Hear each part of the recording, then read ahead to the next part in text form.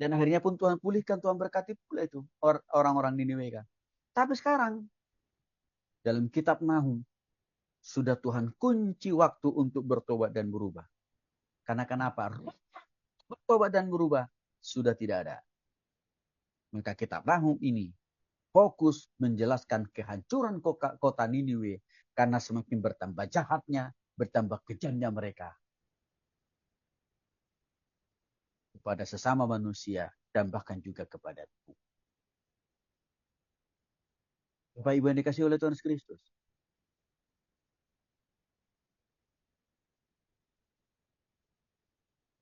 Nahum mengingatkan kita pagi hari.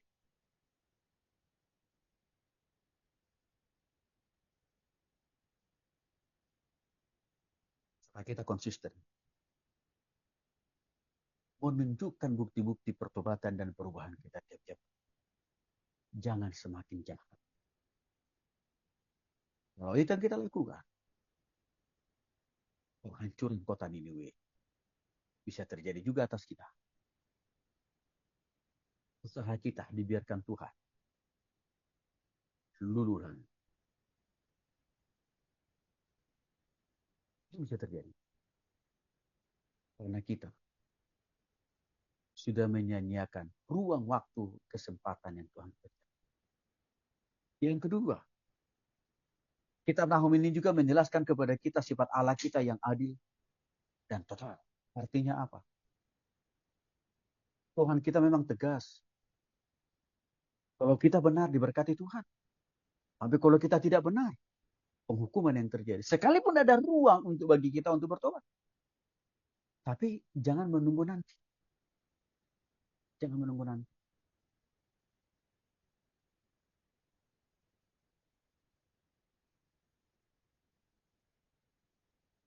Contoh lain, saudara. Sekali lagi, sejak Iran menjadi negara Islam, di sana itu rutin terjadi penggerebekan rumah-rumah ibadah orang Kristen. Bahkan mereka ditangkap, diinterogasi, ditahan tanpa proses peradilan yang jelas. Bahkan tidak sedikit yang dibunuh. Apakah itu misionaris, hamba Tuhan, pendeta, atau jemaat.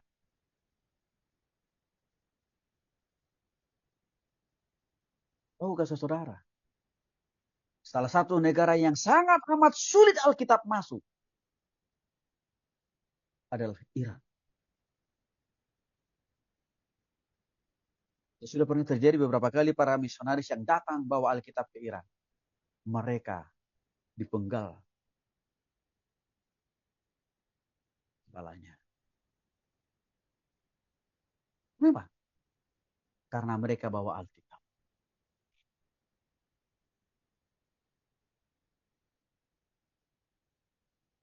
China, Korea Utara khususnya ya. Yang memiliki dasar negara komunis kan dua negara itu. Tidak sejahat itu terhadap para misionaris yang memberitakan Injil di Korea Utara ataupun juga China. Enggak sejahat seperti di Iran. Artinya, kalau para misionaris, Bapak Ibu, yang datang ke China atau Korea Utara, jarang yang langsung dihabisi dibunuh. Paling-paling dipenjara seumur hidup. Kalau Iran, enggak, matikan. Jadi coba kita perhatikan. Jauh lebih baik negara yang komunis, yang tidak percaya Tuhan, memperlakukan manusia. Daripada sebuah negara Iran yang ngakunya apa? Memakai dasar negaranya.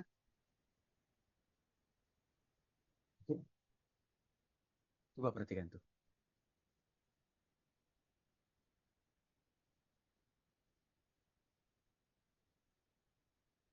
Dan kalau kita perhatikan saudara, kekristenan di China, termasuk di Korea Utara, diam-diam, pelan-pelan tapi pasti apa? Makin terus berkembang. Sekalipun namanya di sana apa? Gereja bawah tanah. Tapi itu bertambah hari makin berkembang kekristenan. Karena di China dan di Korea itu juga soalnya ada gereja. Tapi gereja diawasi oleh negara. Dan dibiayai oleh negara juga. Tapi ajarannya ya dikontrol oleh negara. Artinya apa? Nggak boleh bertakan Injil kira-kira begitu. Maka muncullah di sana gereja bawah tanah. Gereja yang lebih bersifat misioner. Bertakan Injil. Saya berikan komparasi negara komunis dengan negara ya Quranis kira-kira begitu. Dalam hal memperlakukan manusia saja beda banget. Maka sekali lagi saudara, peperangan yang sedang terjadi kita lihat hari-hari itu tidak lepas dari tangan Tuhan yang bekerja di belakang layar. Itu nggak lepas. Ada tangan yang kuat di belakang Amerika, termasuk juga di belakang Israel, yaitu siapa Tuhan. Ada foto terbaru mungkin juga saudara lihat itu di TikTok atau YouTube atau Facebook. Hamba-hamba Tuhan besar dari berbagai denominasi dan gereja di Amerika, mereka berdoa tumpang tangan untuk Donald Trump. Supaya Tuhan berikan kekuatan. Supaya Tuhan berikan dia hikmah bijaksana. Supaya Tuhan berikan dia kemampuan untuk menuntaskan perjuangannya membereskan Iran. Sekalipun foto itu dipolitisir oleh orang-orang kadrun apa? Dirukiah katanya Donald Trump. Tahu saudara yang maksudnya dirukiah ya? Dirukiah itu artinya apa? Dua pelepasan kira-kira begitulah kalau istilah kita. Maka saya bilang sama orang yang punya TikTok itu, kau ngaur. Itu bukan dirukiah. Donald Trump itu dikuatkan, diteguhkan, diberkati oleh hamba Tuhan. Supaya harus tuntas menuntaskan pekerjaan. Karena sudah terlalu lama suara orang-orang yang dianiaya didengar oleh Tuhan. Sudah terlalu lama suara dua orang-orang Kristen di Iran itu didengar oleh Tuhan. Yang ketiga, dari sudut kosakata atau sastra, gaya sastra. Unik juga nih kitab Nahum dibanding dengan kitab-kitab lain. Karena kenapa kitab Nahum ini juga ditulis dalam bentuk puisi yang indah dan hidup. Nanti saudara bisa cek di pasal 2 dan ayat 3. Kelihatan banget. Narasinya, gaya sastranya, puisi. Ya. Itu adalah gambaran yang kuat dari Tuhan. Yang pasti menghancurkan Niniwe karena ketidaktaatan, karena ketidakpertobatan total mereka di hadapan.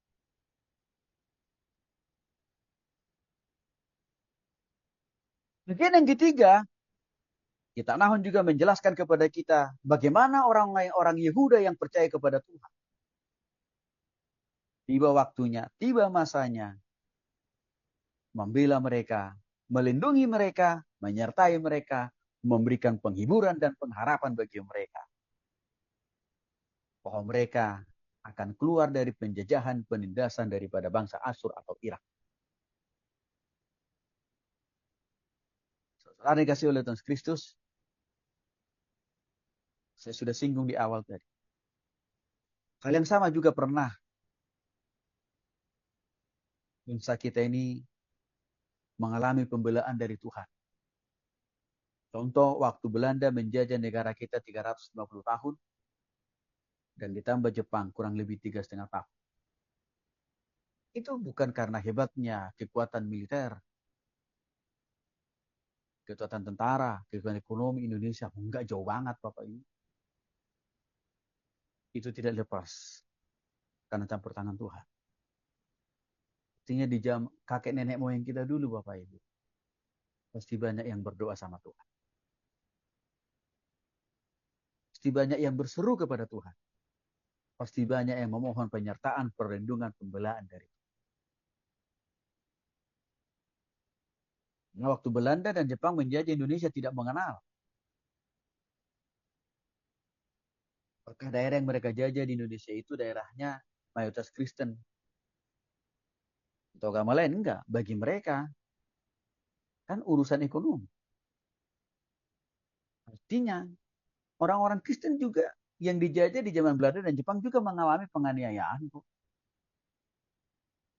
Sama seperti yang dialami oleh Yehuda hubungannya waktu ditindas oleh bangsa Asyur atau Iran.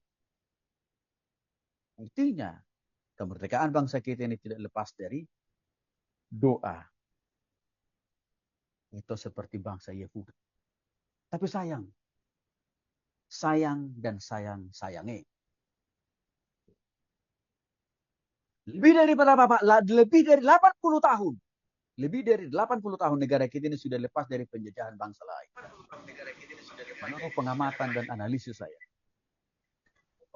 Sebenarnya bangsa dan negara kita ini sekarang kembali lagi jatuh ke tangan penjajah. Mana ada sedikit perbedaannya. Kalau dulu kita dijajah oleh bangsa lain. Tapi sekarang bangsa kita ini dijajah oleh sesama rekim. Satu bangsa, satu negara. Siapakah mereka? Para pemimpin-pemimpin yang korup.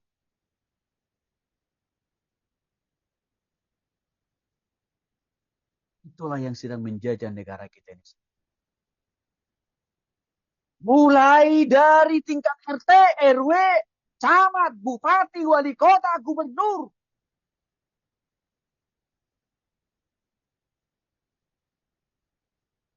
Sampai ke pejabat yang lebih tinggi lagi. DPRD, DPRD, DPR RI. Bahkan sampai kepada menteri presiden. Yang korup. Mereka sedang menjajah kita kok.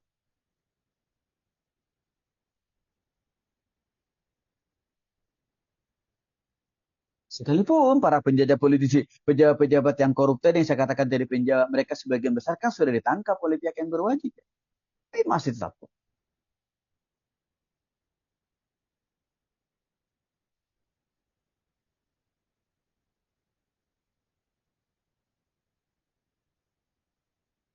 Sekalipun presiden kemakan berita hoax.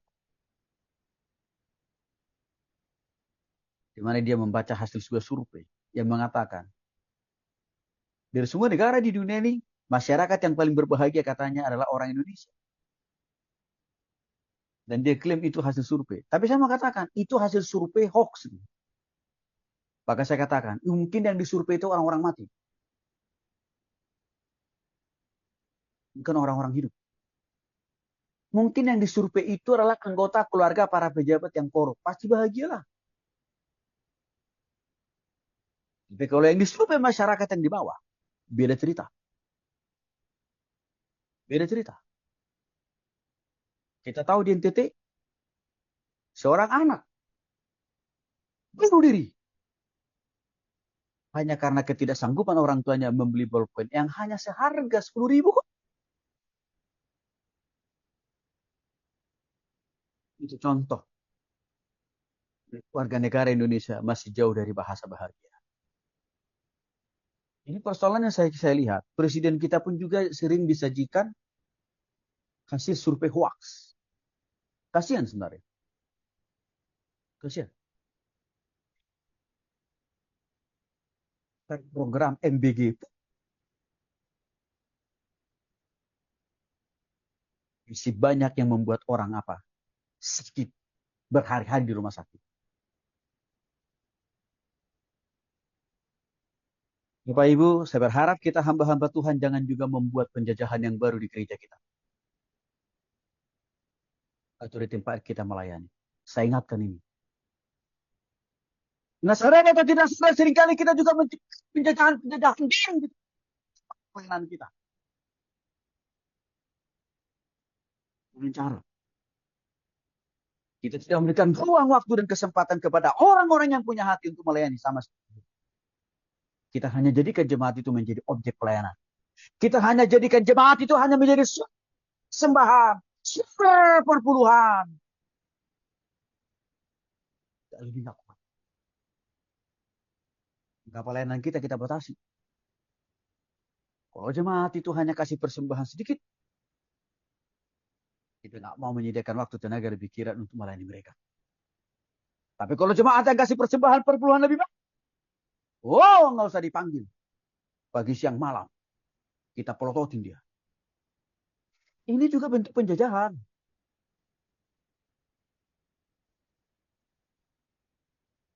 Hati-hati Bapak Ibu. Jadi pola-pola penjajahan itu bisa juga kita lakukan. Ya. Di dalam jemaat kita, dalam pelayanan kita. Atau di mana kita berada. Seperti Bapak Ibu para pengusaha profesional.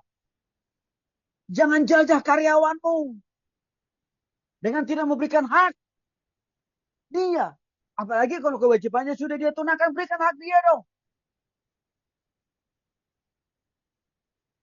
Jangan jajah. Kalau kita punya pembantu rumah tangga, jangan jajah pula dia. Berikan haknya. Berikan gajinya.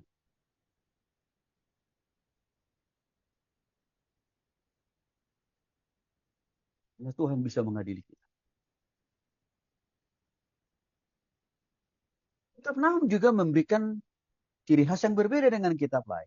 Yaitu apa? Menjelaskan penggenapan sejarah. Apa yang dibuatkan oleh Tuhan, lalu disampaikan oleh Nahum, terjadi loh Bapak Ibu. Itu artinya nubuatan yang terrealisir. Artinya setiap firman kalau Tuhan sampaikan kepada kita, tidak ada yang omong-omong atau omong kosong. Pasti iya dan amin Bapak Ibu. Karena firman itu berasal dan bersumber dari Tuhan dan pasti terjadi. Sesuai dengan waktu, cara, dan kehendak Tuhan. Itulah yang dialami oleh orang Niniwe. Waktu Tuhan menubuatkan